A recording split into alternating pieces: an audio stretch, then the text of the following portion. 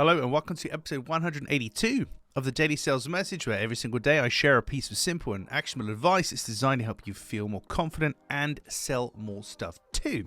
In this episode, I'm talking about this concept of convincing people. And I think convincing is just really for magicians. It's not for salespeople. I hear the word convince used quite a lot. Convince, and for me, forget what the actual definition might be, the connotation of convincing somebody to do something is kind of exerting your will on them to change their mind, convincing them. And I really don't like that, because when it comes to sales and selling, the person buying has to feel like they're in control and actually be in control of the decision. So for me, convincing runs counter to that, and I have this phrase, convincing is for magicians, not for salespeople, because a magician has to convince you of certain things with their magic trick. When it comes to sales and selling, you don't want to convince anybody of anything. What we need to do is give people the information that they need to tell them about your offering, what it's going to do for them, and make sure we're talking about the right things, which is having a clear sales message. So we give them the information they need, and then we give them the opportunity to buy.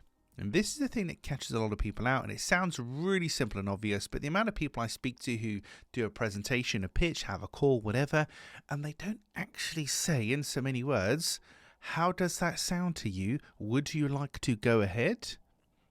Just basic things like that, opportunity. So for me, selling isn't about convincing anybody of anything. The only time I use the word convince is when I say I don't do it. It's about giving people the information and the opportunity they need to make the best decision for themselves, not for you. They have to be in control of that decision, and they have to feel like they're in control of that decision. And any attempt from you to try and convince them otherwise or take that power away from them, they're going to feel it and they're not going to like it. And this is where we get buyer's remorse and things like that.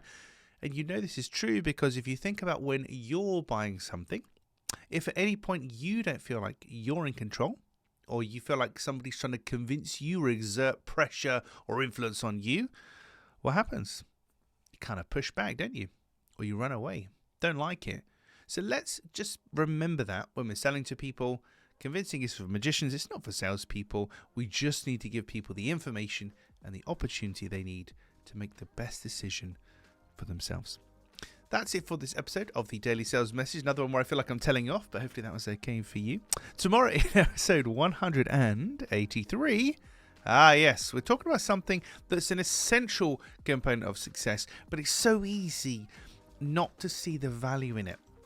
If you want to be really good at sales and selling, there's something that you have to do, that all of us have to do. It's really important, but it's so easy to dismiss it as, are you sure that actually helps, James? Can't we just do without it?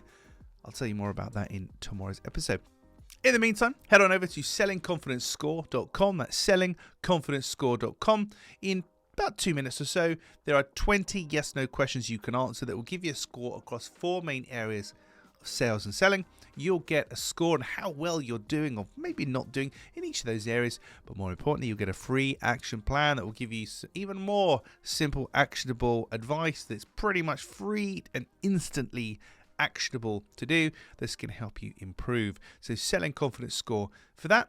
Otherwise, I'll see you tomorrow for another exciting edition of the Daily Sales Message.